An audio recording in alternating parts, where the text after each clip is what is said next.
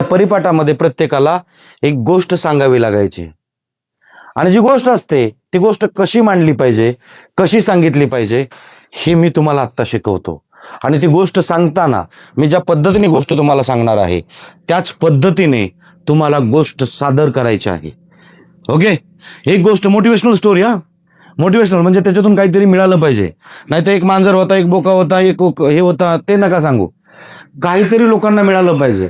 जरी समजा तुम्ही मांजराची आणि कुत्र्याची गोष्ट सांगितली ना तरी सुद्धा त्यातून समोरच्याला काहीतरी बोध मिळाला पाहिजे. त्या गोष्टी अतिशय महत्वाच्या आहेत. म्हणून आपल्याला लहानपणी बोधकथा सांगितल्या जायच्या. आणि कथा जी आहे, कथा ही लहान थोरांना सगळ्यांना आवडते. म्हणजे 60 वर्षाच्या व्यक्तिमत्वाला सांगितलं ना किंवा 70 वर्षाच्या व्यक्तिमत्वाला सांगितलं ना, मी आता तुम्हाला एक गोष्ट सांगणार आहे. गोष्ट सांगणार आहे म्हटल्याबरोबर त्यांचे कान आणि डोळे तुमच्याकडे येणार म्हणजे येणारच. आणि जर ती गोष्ट सांगण्यात तुम्ही मास्टर असाल तर मग गोष्ट सांगताना नेमकी कशी सांगायची. जर समजा तुम्ही एखाद्या यशस्वी व्यक्तिमत्वाची गोष्ट सांगत असाल तर ती कशी सांगितली पाहिजे हे मी पहिल्यांदा सांग. बोला की. प्रेझेंट करायची. तर ती कशी करायची आणि त्यात कोणत्या गोष्टी असतात. आपण बोलताना ती चित्र प्रेक्षकांसमोर चित्र निर्माण झालं पाहिजे. एक सांगतो तुम्हाला,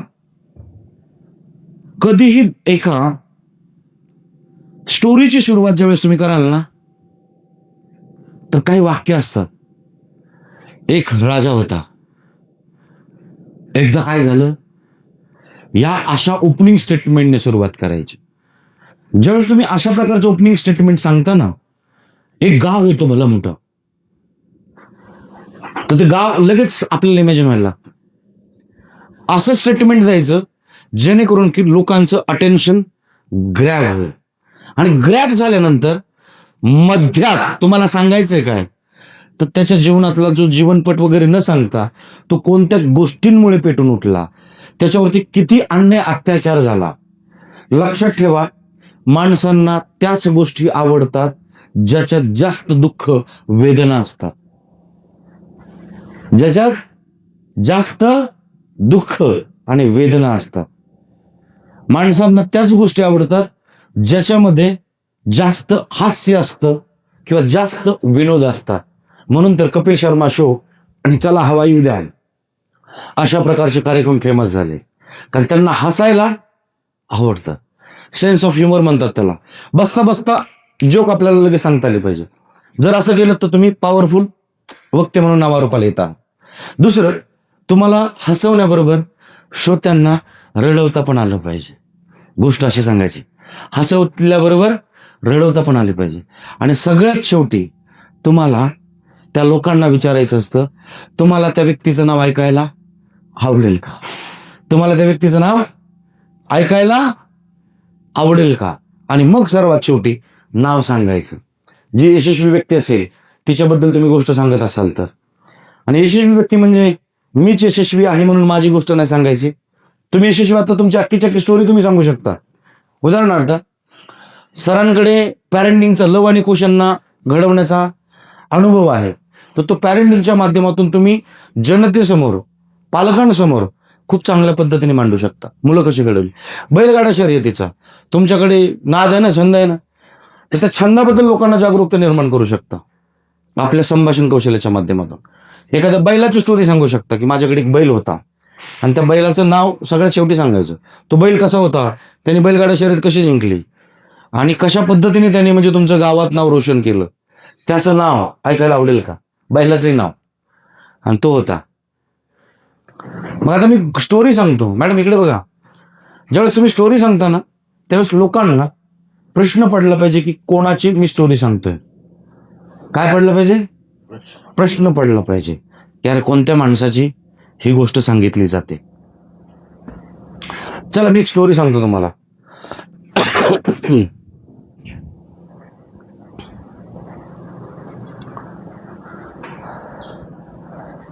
मी त्या दिवशी तुम्हाला एक स्टोरी सांगितली, आठवतं का. एक राजा होता, राजाला मुलगा होता, तो हे झाला होता, म्हणजे त्याचं घर वगैरे गेलं होतं सगळं. त्याने प्रॅक्टिस कशी केली याबद्दल नाही ना सांगितलं. नाही सांगितलं.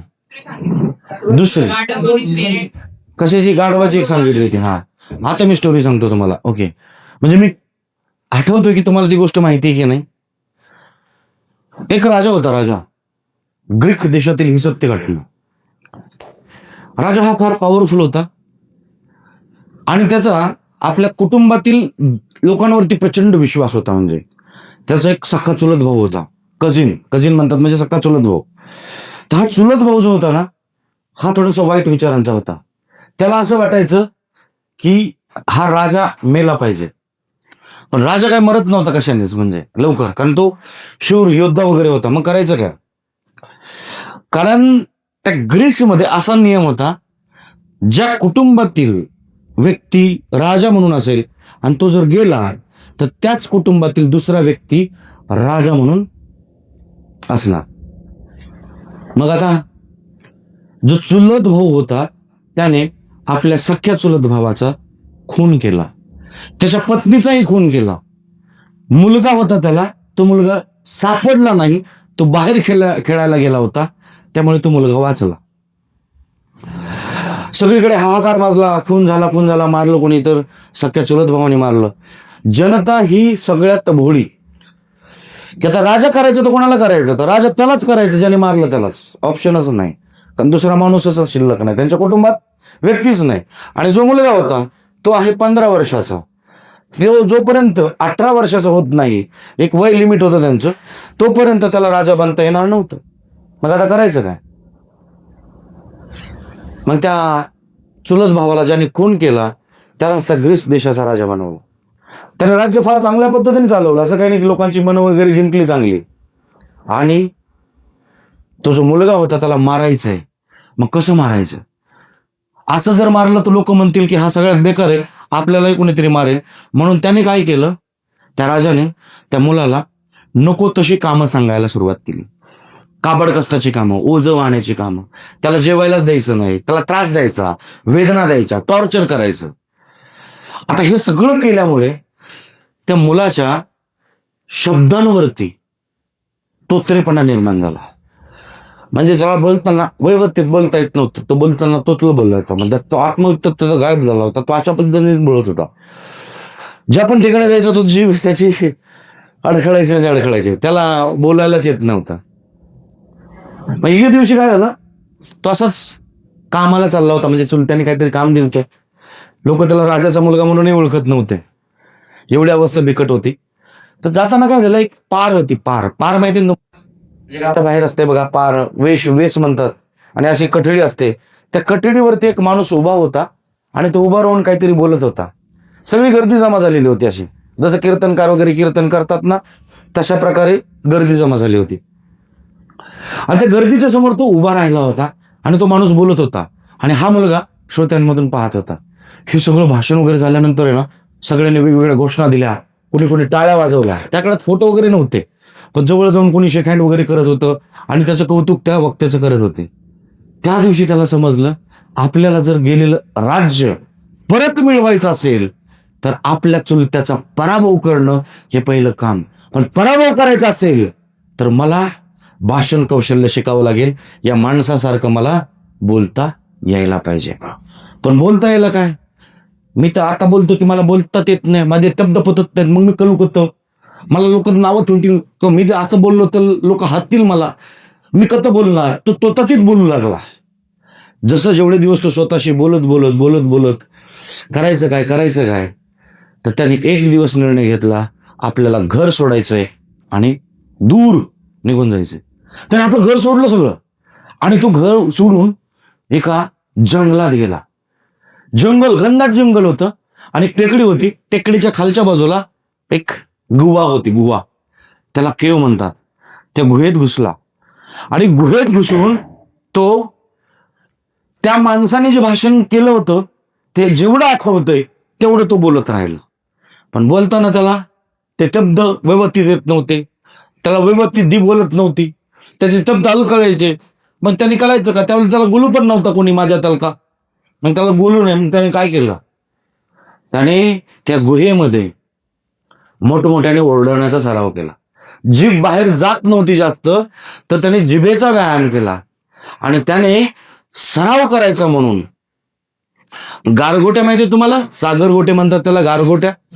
त्या गारगोट्या गोल बनवल्या, या बाजूला एक गोटी टाकायची, या बाजूला एक गोटी टाकायची, आणि ते टाकून तो सराव करायचा.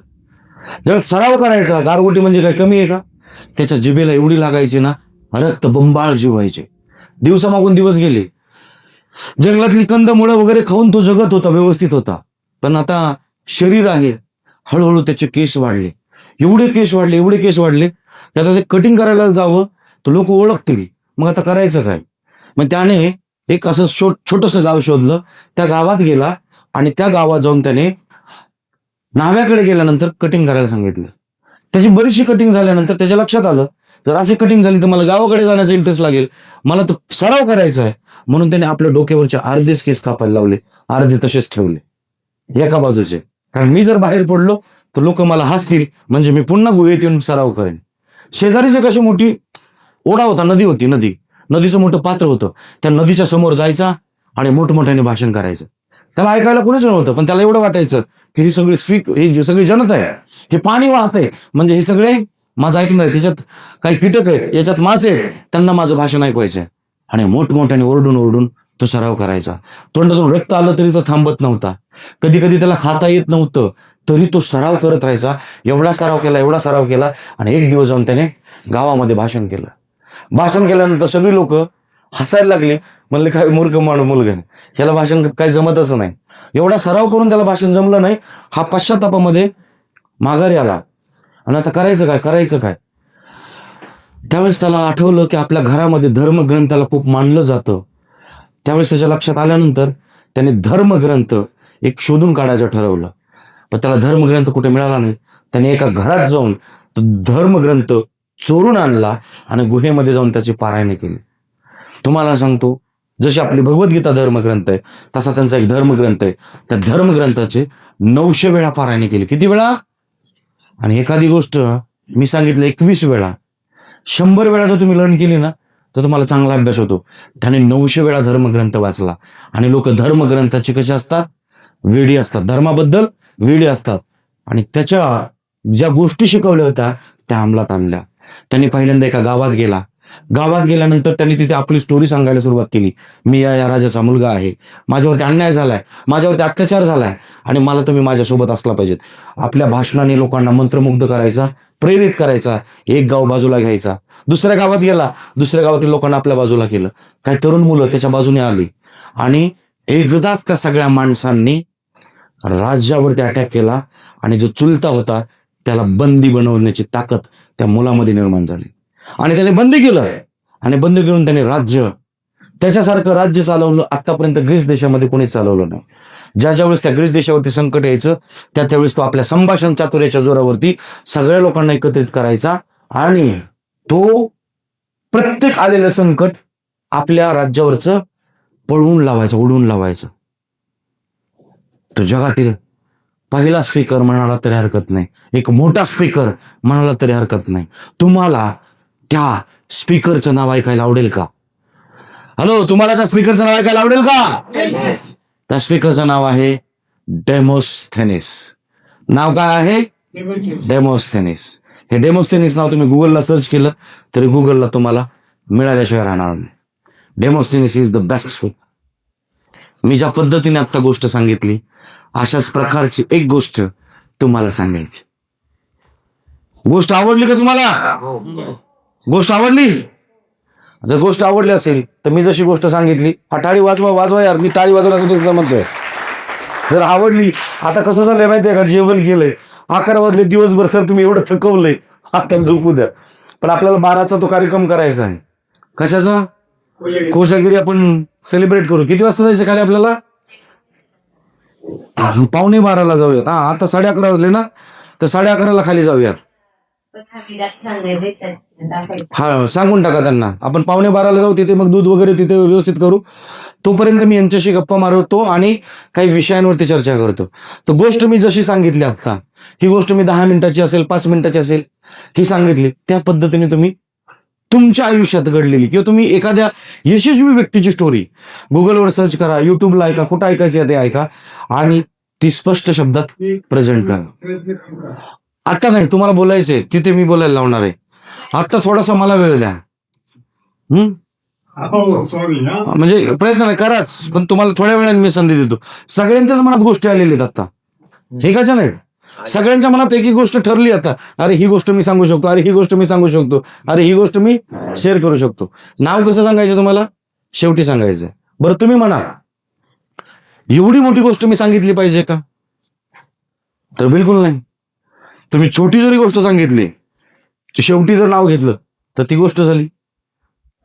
अजून एक साधी गोष्ट सांगतो तुम्हाला, म्हणजे तुमच्या लक्षात येईल की गोष्ट कशी सांगितली गेली पाहिजे. 2 मुलं होते, 2 जीवलग चांगले मित्र होते. घरात अगदी फार मोठी श्रीमंती होती अशातला भाग नाही, पण एक मोठा भाऊ होता. ही बऱ्याच जणांच्या ओळखीची गोष्ट असू शकते, अंदाज तुम्ही लावू शकता. मी शेवटी नाव घेणार आहे. तो जो लहान मुलगा होता त्याला त्याच्या बहिणीने, लग्न झालेल्या बहिणीने एक बॅट आणून दिली होती. त्या बॅट सोबत तो खेळत होता आणि त्याचा खेळ बघून त्याच्या भावाला असं वाटलं की याला क्रिकेट अकॅडमी जॉईन करावी, आणि त्याने एक क्रिकेट अकॅडमी जॉईन केली. त्या क्रिकेट अकॅडमीमध्ये तो क्रिकेट खेळत होता. सुरुवातीला तर पहिले 8 दिवस त्याला फक्त बाउंड्रीवरचा बॉल आणायलाच ठेवला होता, बाकी काहीच नाही. आणि मग हळूहळू त्याला नेटमध्ये घेतलं आणि नेटमध्ये बॅटिंग करताना त्याच्या कोचने बघितलं. त्याच्यात बऱ्याचशा उणिवा होत्या. कोच त्याला दुरुस्त करत गेला आणि कोचला असं वाटलं की हा चांगली बॅटिंग करू शकतो, आणि मग तिथे कोचने त्याच्याकडून सराव करून घेतला. वयाच्या 8व्या 9व्या वर्षी 10व्या वर्षी तो क्रिकेटमध्ये त्यांनी पदार्पण केलं, आणि वयाच्या 12व्या 13व्या वर्षापर्यंत त्यांनी क्रिकेट, म्हणजे जे वयोगट असतात, 12 वर्षाचा वयोगट, 13 वर्षाचा वयोगट, 14 वर्षाचा वयोगट, अशा वयोगटांमध्ये त्याने क्रिकेटमध्ये धावांचे डोंगर उभे केले होते त्याच्या वयात. त्याच्यासोबतचा जोडीदारही खतरनाक बॅटिंग करायचा. त्याचं नाव आणि याचं नाव, दोघांचं नाव सगळ्या भारतामध्ये अगोदरच फेमस झालं होतं, जे क्रिकेटमध्ये येण्याच्या अगोदर. वृत्तपत्रांमध्ये वगैरे बातम्या होत्या. त्यावेळेस जर सोशल मीडिया असते तर अजून नाव त्यांचं फेमस झालं असतं, पण त्यांचं नाव तेवढं नाही, पण फेमस झालं. आणि वयाच्या 16व्या वर्षी आंतरराष्ट्रीय क्रिकेटमध्ये त्या मुलाने पदार्पण केलं. आणि पहिलीच मॅच होती पाकिस्तानसोबत. तुम्हाला माहिती आहे पाकिस्तानचे बॉलर कोण होते? वसीम अक्रम, वगायर्स. हे एवढे खतरनाक बॉलर होते की त्यांचं त्यावेळेचं स्पीड होतं 140, 145, 150. 140, 145चं स्पीड म्हणजे तुम्हाला कळतं का? आपली जी 2 व्हीलर किंवा 4 व्हीलर, 2 व्हीलर तर जातच नाही, पण 4 व्हीलर 140-45 हायवेला जर चालते ना, त्या स्पीडने बॉल यायचा, निघून जायचा. कसोटी होती आणि कसोटीमध्ये पाकिस्तानने धावाचा डोंगर करून ठेवला होता. कसोटी वाचवण्यासाठी दुसरे इनिंग सुरुवात झाली आणि पहिले 4 ते 5 महत्वाचे बल्लेबाज, बॅट्समन धडाधड आउट झाले. आणि मग हा 16 वर्षाचा मुलगा क्रीजवरती बॅट टेकवत आला आणि त्याने बॅटिंग करायला सुरुवात केली. एक 7-8 चेंडू खेळला असेल. 7व्या 8व्या चेंडू म्हणजे खेळल्यानंतर डायरेक्ट बॉल आला आणि त्याच्या झपकन नाकावरती बसला. विचार करा, एवढा फास्ट. त्यावेळेस हेल्मेट वगैरे फार चांगलं होतं अशातला भाग नाही. नाकातून भळा भळा भळा भळा भळा गळा गळा गळा गळा रक्त वाहू लागलं. स्ट्रेचर वगैरे तिथे आणलं आणि त्याच्यासोबत जो पुढे असणारा क्रिकेटर होता तो म्हणला, तुझ्याच्याने आता काय खेळ होणार नाही, तू जा. पण तो म्हणला, नाही मैं खेळेगा. काय बोलला तो? मैं खेळेगा, काही होऊ देत. आणि त्याने खेळला. मित्रांनो, त्याने त्या दिवसभरात स्वतः त्या फास्ट बॉलर सोबत खूप चांगल्या पद्धतीने सामना केला आणि त्या दिवशी त्याने पहिली 50 केली आणि त्या 50मुळे ती कसोटी मॅच भारताने ड्रॉ करण्यात यश मिळालं. आणि तो क्रिकेटर हळूहळू त्याने एक स्वतःची शैली निर्माण केली. स्ट्रेट ड्राईव्ह त्याच्यासारखा कोणी मारत नव्हता, पुलचे शॉट कोणी मारत नव्हतं. त्याच्या डिक्शनरीमध्ये असा कोणता शॉट नव्हता की जो तो खेळत नव्हता. प्रत्येक शॉट इनोव्हेटिव्ह पद्धतीने कसा खेळता येईल याचा तो अभ्यास करत होता. पण तो किंग होता, तो मास्टर होता स्ट्रेट ड्राईव्हचा. अनेक मॅचेसमध्ये, कसोट्यांमध्ये त्याने शतकं करत गेला, वन डे मध्ये त्याने शतकं केली आणि त्याला त्याच्या कामगिरीबद्दल भारत सरकारने त्याला भारतरत्न पुरस्काराने सन्मानित केलं. तुम्हाला त्या व्यक्तिमत्वाचं नाव ऐकायला आवडेल का? हो, कोण? सचिन तेंडुलकर. सचिन तेंडुलकर. म्हणजे तुम्हाला माहितीये स्टोरी सांगण्याची पद्धत. पण ते नाव सर आम्हाला तुमच्याकडून ऐकायचं होतं. त्या लोकांनी फालतू सांगितलं. अरे नाही ना, सांगू देत की त्यांनी नाव. तुम्हाला त्या क्रिकेटपटूचं नाव ऐकायला आवडेल? त्यांनाच माहित होतं. सचिन तेंडुलकर. पण हा. माझी वैयक्तिक इच्छा सांगतो, पण आता ते तुमच्या तोंडातून ऐकायचं. अरे नाही, सचिन तेंडुलकर. दुसऱ्या मित्राचं नाव पण सांगू द्या. हा, विनोद कांबळे. जसं क्रिकेट करिअर नाही, आयुष्य बरबाद झालं. एक आहे आजही क्रिकेट खेळतोय, आणि एक आहे आजही त्याचे जे व्यवसाय म्हणजे छंद आहेत ते परिपूर्ण करण्यात आणि अगदी मरणाच्या दाढेत टेकल्यासारखा क्रिकेटर झालेला आहे. म्हणजे गोष्ट सांगताना ते चित्र तर उभं राहिलंच पाहिजे, पण गोष्ट सांगताना तुम्हाला गोष्ट माहिती होती तरीही तुम्ही बारकाईने ऐकत होता की नाही? समजले तुम्हाला स्टोरी टेलिंग काय प्रकार आहे? तो हुक पाहिजे, लोकांचं अटेन्शन तुम्हाला ग्रॅप करता आलं पाहिजे. ते झालं स्टोरी टेलिंगचं कौशल्य. आता काय करायचं? आता आपल्याला प्रत्येकाला स्टोरी सांगायची, पण स्टोरी कशी सांगायची? अगोदर स्टोरी सांगण्याचा सराव करायचा. काय करायचा? सराव. पहिली गोष्ट ठरवा की तुम्हाला काय करायचं. तुमचा प्रॉब्लेम म्हणजे तुमचा नाही, सगळ्यांचाच प्रॉब्लेम सांगतो. सगळ्यांना काय वाटतं माहिती आहे का? मी डायरेक्ट स्टेजवर जाणार आणि बोलायला लागणार. असं नसतं. ही स्टोरी सांगण्याचा मी बराच वेळा सराव केलाय. मी मगाशी स्टोरी सांगितली, तुम्हाला विचारलं ना, ती स्टोरी मी अनेक वेळा सांगितली आहे, म्हणून ती गोष्ट मला चांगल्या पद्धतीने सांगता येऊ शकते. जर तुम्हाला सराव नाही केला आणि तुम्ही डायरेक्ट गेलात ना, बोलायला लागलात ना, तर कसं तरी मोडकं तोडकं बोलणार आणि स्वतःचं शाबासकी स्वतःला देणार. अरे भारी बोललो मी. नाही, तुम्ही भारी नाही बोललात, तुम्ही त्याचा सरावच केला नाही. बरेच लोक जे त्याच्या भाषणांमध्ये मी बघितलं, ते जन्म तारखांचा वगैरे उल्लेख बरेच लोक करतात. जसं की डॉक्टर बाबासाहेब आंबेडकर यांची जयंती 14 एप्रिल. जन्मतारखा लोकांना माहिती आहे, त्यांचं कार्य समाजापर्यंत पोहोचवा. त्यांचं कार्य, त्यांची कथा. म्हणजे आता मी एखादी सचिन तेंडुलकर बद्दल बोलतोय, सचिन तेंडुलकरची एक कथा सांगा, दुसरी कथा, तिसरी कथा सांगा.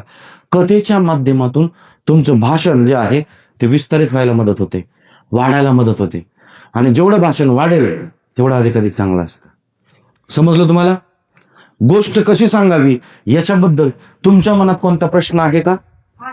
बोला. सांगायची म्हटलं तर यशस्वी व्यक्ती जे असावी की आपल्याला एखाद्या गोष्टीबद्दल बोलायचं ती आनंद चालेल. शक्य यशस्वी व्यक्ती म्हणजे ज्यांनी चांगलं नाव कमवलेलं असेल. जर त्याची गोष्ट सांगितली तर ती इतरांना, आणि जर अशी एखादी व्यक्ती खरोखरच यशस्वी होत आहे आणि तुम्हाला त्या व्यक्तिमत्वाची गोष्ट सांगावीशी वाटते, जरी तुम्ही सांगितली तरी चालेल. फक्त एकच अट आहे, स्टोरी सांगताना डोळ्यासमोर चित्र उभं झालं पाहिजे आणि शेवटी त्याचं नाव तुम्हाला ऐकायला आवडेल का, आणि मग तुम्हाला त्याचं नाव सांगायचं. स्टोरी सांगून तुम्हाला त्याचं नाव ऐकायला आवडेल का? अजून कोणाचा प्रश्न स्टोरी सांगण्यामध्ये? बिनधास्त. कथा वगैरे सांगितली तर नाही चालणार. बोधकथा जो आहे ना, हा जो प्रकार आहे ना, तर तुम्ही चालेल, मला काहीच हरकत नाही. पण त्या बोधकथेतून आहे ना, तुम्ही वेगळ्या पद्धतीने सांगा.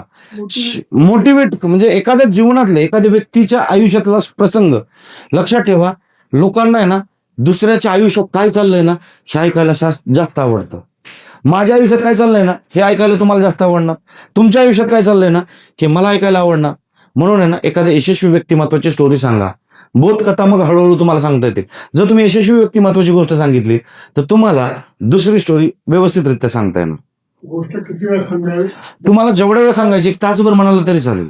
नाही, आम्ही समजा अगदी थोडक्या वेळात 2 मिनिटातही सांगा, 1 मिनिटात फिनिश केली तरी चालतंय. गोष्ट ही गोष्टच असते.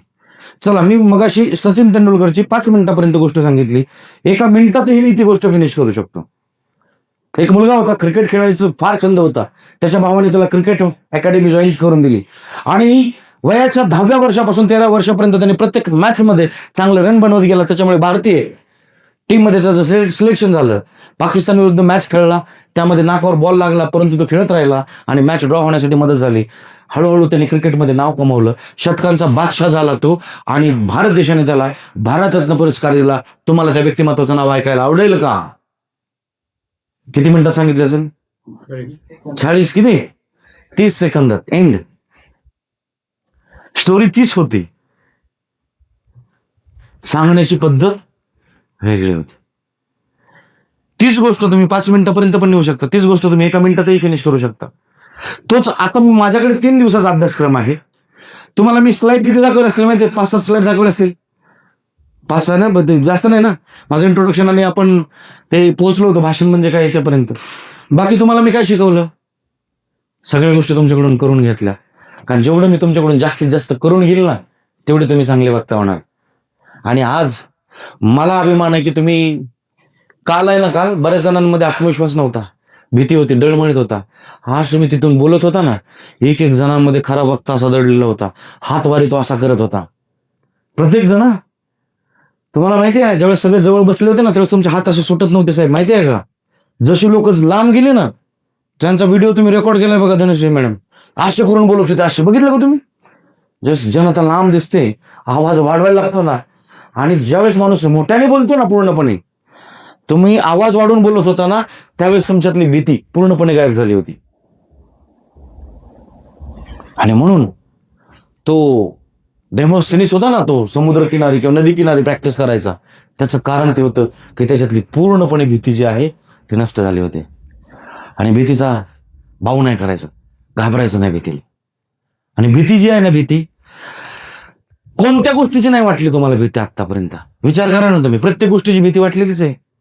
सापाची भीती वाटलेली तुम्हाला, लग्न झालं पहिल्या दिवशी, एवढंच काय की आता सगळे आपण मोठे आहोत, तर कुणी लहान नाही समजा वयाने, फक्त सुदीप सोडला तर. सुहागरातीच्या पहिल्या दिवशी भीती वाटलीच होती. हळूहळू मग अनुभव आला, नंतर तुम्हाला भीती वाटली कायचा विचार करा तुम्ही. पहिल्या दिवशी प्रत्येकाला भीती वाटलेलीच असते. हळूहळू अनुभवाने माणूस हुशार होत जातो. म्हणून जेवढा जास्त वेळा तुम्ही स्टेजवर येणार, तेवढा एक्सपिरियन्स तुम्हाला चांगला येणार. आणि जेवढा एक्सपिरियन्स तुम्हाला चांगला येणार, तेवढे तुम्ही पॉवरफुल आणि दी बेस्ट वक्ते बनणार म्हणजे बनणारच. आणि गोष्ट सांगताना, समजा संत तुकाराम महाराजांची गोष्ट सांगितली, सांगताना असं वाटलं पाहिजे ना, कोणत्या संताची गोष्ट सांगतोय हा माणूस, आणि मला ऐकायचं आहे, मला ऐकायचं आहे या माणसाला. कथा सांगा, गोष्टी सांगा, लोकांना गोष्टी आवडतात. तुम्हाला सांगतो, प्रत्येक लीडर हा स्टोरी टेलर होता. Every leader is a storyteller. पण प्रत्येक स्टोरी टेलर हा लीडर असेल असं नाही. Mahatma Gandhi was a story teller.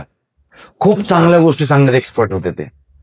Chhatrapati Shivaji Maharaj great storyteller. तुम्हाला काय वाटतं, श्रीकृष्ण ज्याने भगवद्गीता रणांगणावरती सांगितली, बेस्ट स्टोरी टेलर. खूप चांगली उदाहरणं, खूप चांगले दाखले त्या संस्कृत श्लोकांच्या माध्यमातून आपल्याला बघायला मिळते. व्यास ज्यांनी जगातील सर्वात मोठं महाकाव्य लिहिलं, व्यास मुनी, ग्रेट स्टोरी टेलर. रामायण ज्यांनी लिहिलं, व्यास मुनी, नाही आपले वाल्मिकी ऋषी, ते सुद्धा ग्रेट स्टोरी टेलर. महाभारतातल्या कथा आजही आपल्याला आवडतात ना, ते स्टोरी टेलर आहेत, गोष्टी सांगणारे.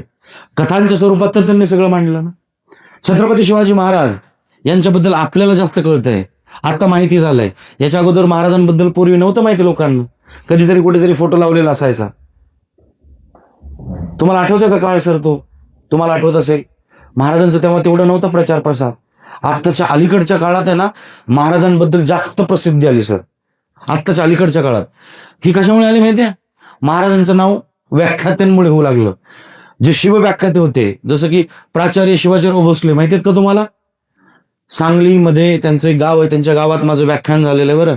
त्यांचे मुख्यमंत्री होते, म्हणजे मुख्यमंत्री त्यांचे बंधू होते, बाबासाहेब भोसले. हा, क्या बात आहे. तर त्यांच्या गावामध्ये मी वैयक्तिक स्वतः जाऊन, त्यांच्या गावातला सरपंच आहे, साळुंके नावाचा एक सरपंच आहे, त्यांच्या गावात माझं लेक्चर झालं होतं. कलेडोनला हनुमंतराव साळुंके, हा, ते माझ्या कार्यशाळेला बसले होते. तिथे 3 दिवसाची मी कार्यशाळा घेतली होती. ते नव्हते त्यावेळेस. ऍक्च्युली एक बहुजन समाजातील एक माणूस होता, आणि काय होतं की त्यांनी सरपंच केला होता त्याला. एक आर्मी मॅन होता, त्याला चांगलं बोलता येत नव्हतं. म्हणून तिथल्या लोकांनी माझं हे ठेवलं होतं की ग्रामपंचायतमध्ये कोणकोणत्या सुविधा असतात, कुठून कसं काम आणायचं आणि ते काम कसं जनतेपर्यंत पोहोचवायचं, याचं मार्गदर्शन करण्यासाठी मी त्या कलिडोनमध्ये गेलो होतो. फार वर्ष झाली त्याला, 7-8 वर्ष झाली असतील. त्यामुळे ग्रामपंचायतचा चांगला अभ्यास केला होता मी. त्यामुळे 3 दिवस तिथे मी प्रशिक्षण दिलं होतं.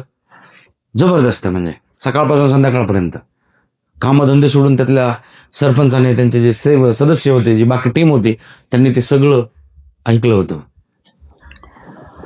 म्हणजे मला सांगायचंय काय, प्राचार्य शिवाजीराव भोसलेंनी पहिल्यांदा सुरुवात केली असं नाही, त्यांच्या अगोदरही बरेचसे वक्ते होते, पण त्यावेळेस स्टोरी टेलिंग हा प्रकार रुळला होता. जसं की ते स्वामी विवेकानंदांबद्दल ते चांगल्या पद्धतीने बोलायचे. ज्यांचे शब्द अडकळतात ना, आता माझ्याकडून स्वामी विवेकानंद बोलताना 3दा शब्द अडकळला आणि मी माघार घेतली का? मी 3दा बोलत राहिलो, हे अधिक महत्वाचं आहे. मग तिथून पुढे संभाजी महाराज यांच्यावरती एक जणांनी नाटक आणलं, त्यात त्यांना दाखवलं ड्रिंक करणारा वगैरे असं तसं. संभाजी महाराजांबद्दल आत्ता लोकांना समजू लागलं की हु इज संभाजी महाराज. नितीन मानोगडे पाटील, संभाजी ब्रिगेड नावाची 100 रुपये द्या साहेब. हा घ्या 100 रुपये. चला, मगाशी मी दोघे जणांना स्टोरी सांगत असताना माफ केलं बरं का. एक म्हणजे धनश्री मॅडम आणि एक म्हणजे श्रीरामजी. तुम्ही दोघांनी हात बांधले होते, आठवतं तुम्हाला सर? तुम्हाला आठवलं? पण काय होतं, ह्यांना सांगताना माझी स्टोरीची लिंक तुटू नये त्याच्यामुळे जाऊ दे म्हटलं, दंड नको आता एवढ्या वेळेस. पण आता तो सापडलाय बरोबर. तर संभाजी महाराज आता समजू लागले. संभाजी महाराजांपेक्षा तुम्हाला अजून एक राजाचं नाव सांगतो, ज्यांनी दिल्लीपर्यंत राज्य पसरवलं होतं, ते होते शाहू महाराज. माहिती आहेत का तुम्हाला? शाहू महाराज ही संभाजीराजांचे चिरंजीव, जे 27 वर्ष औरंगजेबचे कैदेत होते. आणि औरंगजेब गेल्यानंतर त्यांच्या मुलाने औरंगजेबने शाहू महाराज आणि सईबाई यांना आझाद केलं, मुक्त केलं. मुक्त केल्यानंतर इकडे येशुबाई इकडे ज्या दुसऱ्या या महाराणी होत्या, ज्या ताराराणी एकदम विरंगना, त्यांच्यावरती थोडासा दबाव आणला. ह्या दोघांमध्येच भांडणं लागली आणि औरंगजेबच्या मुलाला तेच करायचं होतं. ह्या दोघांमध्ये भांडणं लावून द्यायची आणि हुकूमत महाराष्ट्रावरती आपली गाजवायची. झालं उलट. तारा राणींना त्यांनी साताऱ्याच्या गाडीवरती ते बसून दिलं तिथे, आणि सातारा आणि कोल्हापूर, आणि यांनी सगळं राज्य हाकायला सुरुवात केली. शाहू महाराजांनी अख्खं स्वराज्य आपल्या स्वतःच्या ज्ञानावरती आणि इतरांकडून काम कसं करून घ्यायचं याच्या जोरावरती दिल्लीपर्यंत आपलं राज्य पोहोचवलं, कटकेपर्यंत. म्हणून म्हणतात ना, अटकेपासून कटकेपर्यंत. मग त्यावेळेस ते पेशवा बाजीराव वगैरे हे आहेत ना, हे वीरयोद्धे निर्माण झाले. मग त्यातून काही असतात कूटनीतिकार, त्यांनी मग त्याच्यात अजून फूट पाडली, त्यातून अजून राज्याची वाट लावत गेली आणि मग वेगळंच निर्माण झालं सगळं. हा फार मोठा इतिहास आहे म्हणजे, आणि हा जेवढा सांगावा, जेवढा आपण ऐकावा ना, तेवढा कमी. आपल्याला आत्ताही इतिहास समजतोय. आपण आहे ना इतिहास वाचत नाही, उगाच आहे ना दुसऱ्यांचं ऐकून आहे ना महापुरुषांवरती टीका टिप्पणी करतो. आणि आपली लायकी पण नाही त्या माणसांबद्दल बोलण्याची. जे माणसं समजा छत्रपती शिवाजी महाराजांना नावं ठेवतात, जे माणसं डॉक्टर बाबासाहेब आंबेडकरांना नावं ठेवतात, जी माणसं महात्मा गांधीजींना नावं ठेवतात, जी माणसं वीर सावरकरांना नावं ठेवतात, जी माणसं त्यांच्या कर्तृत्वाचा अभ्यासच नाही या माणसांचा. आणि तुम्ही बोलण्यासाठी तेवढी पात्रता निर्माण करा, मग बोला ना, तेवढं काम करा ना तुम्ही. समाजात आहे ना एक व्यक्ती आहे आणि त्यांचा इतिहास लिहिणारे लोक जे होते ना, ते भरपूर लोक होते. जवळची माणसं होती, बाजूची लोक होते. आणि कोणी कसाही आपल्याला जसा वाटतो ना इतिहास, तसा इतिहासकाराने इतिहास लिहिलेला आहे. सगळ्याच गोष्टी सत्यात उतरवल्या गेलेल्या नाही. त्यामुळे इतिहासात किती रमायचं आणि किती नाही. मी तर काय सांगेल माहिती आहे का, तुम्ही इथं वक्ता बसलात ना सगळे, तुम्ही असं काम करा ना मित्रांनो, उद्या ना ज्याच्या वेळेस इतिहास उघडला जाईल ना, त्या इतिहासात तुमच्यावरती पुस्तकं लिहिली गेली पाहिजे, तुमच्यावरती इतिहास लिहिला गेला पाहिजे. काम असं करा ना की म्हणजे इतिहास वाचण्यापेक्षा स्वतःच्या नावाचा इतिहास कसा घडवता येईल ना, यावरती काम करा. म्हणून एक क्षेत्र निवडा, एक गोष्ट काहीतरी निवडा, त्या गोष्टीच्या मागे एवढं तुफान पेटून उठून काम करा ना, काही झालं तरी बेहतर. आयुष्यात आपलं नाव प्रचंड मोठं झालं पाहिजे. आणि ते एका दिवसात होणार नाही. मेहनत घ्यावी लागेल, प्रॅक्टिस करावी लागेल, अभ्यास करावा लागेल, जिंकावं लागेल, लढावं लागेल, दिवस रात्र सराव करावा लागेल, तरच काहीतरी होईल, नाही तर नाही. माघार घेणारी माणसं ना भरपूर सापडतील तुम्हाला. भीती वाटली नसेल का? प्रत्येक यशस्वी माणसाला भीती वाटली असेल पहिल्यांदा. प्रत्येक यशस्वी व्यक्तिमत्वाला, प्रत्येक लिडरला भीती वाटली असेल. पण त्या भीतीवरती मात कधी करू शकले माहितीये?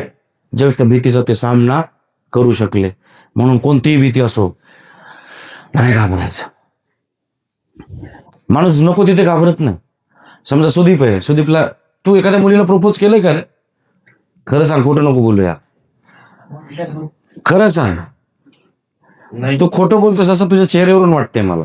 लिहून घे माझ्याकडून, कारण माझा बॉडी लँग्वेजचा चांगला अभ्यास आहे. तू जसा आहेस तसा नाही, तू बऱ्याचशा गोष्टी आतमध्ये ठेवतोस, सगळ्यांना सांगत नाहीस. ते म्हणतात ना आतल्या गाठीचा म्हणतो ना तो. But you are emotional. रडका स्वभावाचा आहे, तुला हळवा स्वभाव आहे, तुला लवकर राग येतो आणि आला तर बिलकुल सहन होत नाही. खरंय का हे तुझं? है ना? लोकांचं ऐकतोस पण करतो स्वतःच्याच मनाचं. तुझा नाकाचा सेन्स चांगला आहे, तुला वास चांगला येतो बघ नाकांनी, स्मेल चांगला आहे. खरंय का हे? देशंभर. बरोबर आहे ना? मी खरंय का तुला विचारतो तर तू खरंय बोलतोयस. हा त्याचा चेहरा सांगतोय बरं. म्हणून त्याला गर्लफ्रेंड आहे मी म्हणतोय आणि तो नाही म्हणतोय, हे खोटं बोलतोय. हे नंतर तुम्हाला सांगेल तो. काय नाव त्याचं?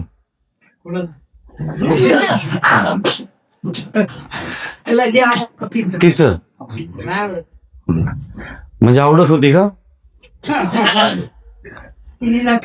नकार दिला का? म्हणजे किती अशा होत्या?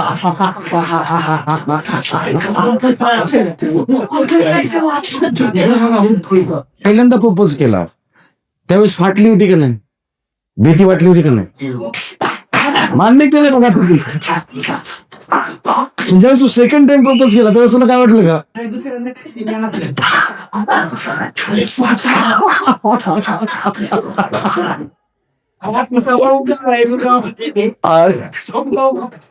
अरे बरं बरं बरं, ठीक आहे ठीक आहे, चालतंय. पण पूर्वीच्या काळात आहे ना, प्रेम करायला धाडस लागायचा. ते काळच वेगळा होता. कुठं प्रेम म्हणजे पत्र प्रकरण असायचं, एकमेकांना बघणं असेल, बोलणं असेल. ते जे फिलिंग आहे ना, पूर्वीच्या काळातली जी फिलिंग होत्या ना, त्या आजच्या काळात फिलिंग येणारच नाही. आजच्या काळात सकाळी बघायचं, दुपारी नंबर घ्यायचा, संध्याकाळी प्रपोज करायचं. समजलं? म्हणजे एवढी वाईट आहे ना.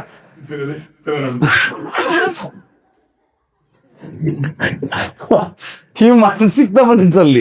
त्याच्यामुळे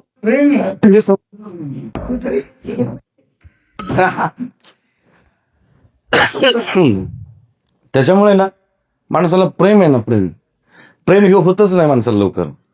बरं झालं तर ते एकदा होईल का ह्याचाही भरोसा नाही. ते किती वेळा होईल त्याचं सांगताच येत नाही, नियम नाही. माणूस एवढा ना म्हणजे त्याच्या गरजेनुसार सगळ्या गोष्टी बदलतो.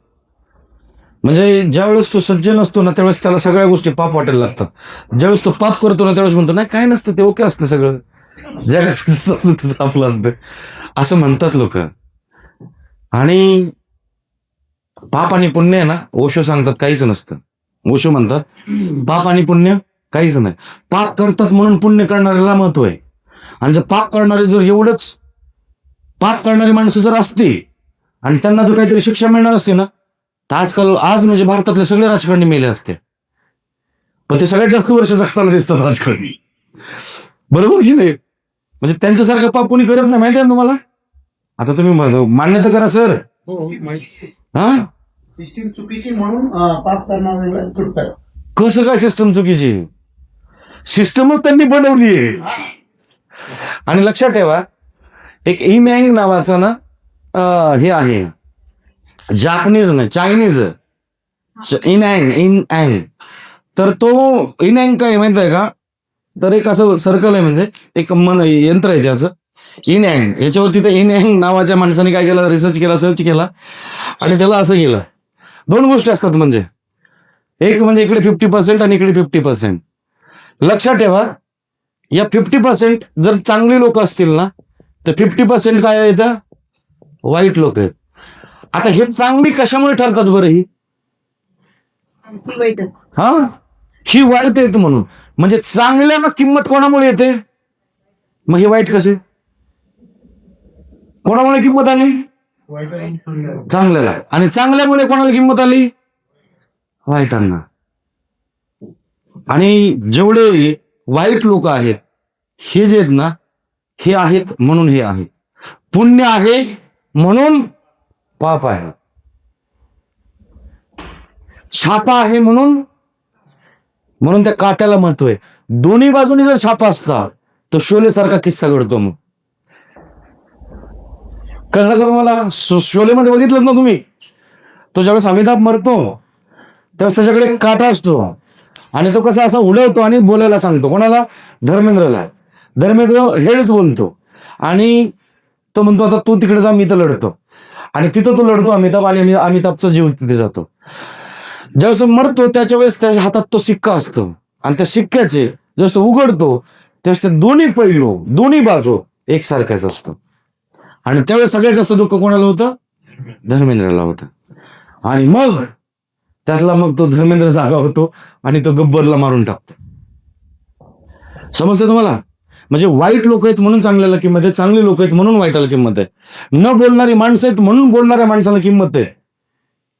समजलं का तुम्हाला? मार्केटमध्ये बोलत नाही म्हणून बोलणाऱ्याला किंमत आहे, नाही तर बोलणाऱ्याला कुठली किंमत आहे? याला तुम्ही ऐकून घेताय म्हणून मी एवढी चांगली बडबड करू शकतोय, नाही तर तुम्ही नसतं ऐकून घेतलं तर मी कशाला बोलतो शिवानंदजी?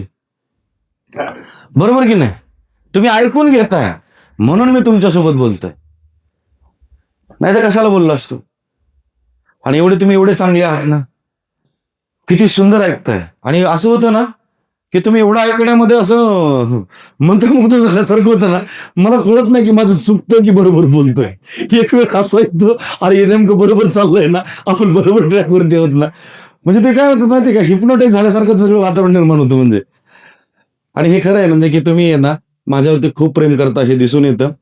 आणि तुम्ही आहात म्हणून मी आहे, आणि तुम्ही आहात म्हणून माझ्यासारखा एक वक्ता प्रशिक्षक म्हणून मला नाव किंमत मिळते. आणि माझ्यामुळे उद्या तुम्ही प्रशिक्षक झालात, उद्या तुम्ही तुमच्या क्षेत्रात यशस्वी झालात तर माझं नाव तर आपोआपच होणार आहे. लक्षात ठेवा, तुम्ही ज्या वेळेस भाषण करायला जाणार ना त्या वेळेस तुम्हाला युवराज गायकवाडची आठवण येणार म्हणजे येणार. तुम्ही कधीही बोला, कारण आयुष्यभर बोला, अरे हे युवराज गायकवाडने आपल्याला शिकवलेले, हे युवराज गायकवाडने शिकवलेले, हे युवराज गायकवाडने शिकवलेले. सुरुवातीला तर महिना 2 महिने तर तुमच्या लक्षात चांगलं राहणार, सगळे राहणार. म्हणजे मी राहणार इकडे, कुलस्वामी सर राहतील, आयमन सर राहतील, सगळेजण आम्ही तुमच्या लक्षात राहणार. पण हळूहळू काय होतं की नशा उतरते, मग आपल्याला स्वतःला कॉन्फिडन्स बिल्ड होतो आणि अजून आपण शिकत राहतो. आणि मी तुम्हाला सल्ला दिला बरं की फक्त माझ्याकडूनच कोर्स शिकलात, अजून लोकांकडून शिका. मार्केटमध्ये भरपूर लोक आहेत, नॉलेज मिळवायला हरकत आहे का? ज्ञानाचा भुकेला राहा. महासागर आहे, पब्लिक स्पीकिंग हा एक महासागराविषय, महासागरासारखा विषय. म्हणजे आमच्या आता हे 3 दिवसाचे मी तुम्हाला काय सांगितलं माहिती आहे का, हे तो ट्रेलर आहे. पुढे आमचा जो ऍडव्हान्स कोर्स असतो ना त्यात अजून भरपूर डिटेलमध्ये गोष्टी शिकवतो. आम्ही नावाला तो 10 आठवड्याचा कोर्स सांगतो, पण जोपर्यंत तुम्हाला 1 मिनिटापासून ते 1 तासापर्यंत आम्ही नेत नाहीत ना, तोपर्यंत आम्ही तुमचा फीडबॅक आणि फॉलोअप बिलकुल सोडत नाहीत, करून घेतो आम्ही. बरोबर ना सर? शिकवतो ना. आणि कशाला? अरे मग आतापर्यंत मी काय सांगत होतो, भीती कशाने जाते? त्या भीतीचा सामना केला तर. आणि भित्र्या माणसाला काही NLPच्या टेक्निक आहेत, त्याही त्यांच्यावरती इम्प्लिमेंट आम्ही करून घेतो. आपण उद्या अजून आल्याबरोबर आहे ना सकाळी एखादी NLPची टेक्निक घेऊयात आणि मग आपण प्रेझेंट करूयात, म्हणजे अजून चांगलं होईल.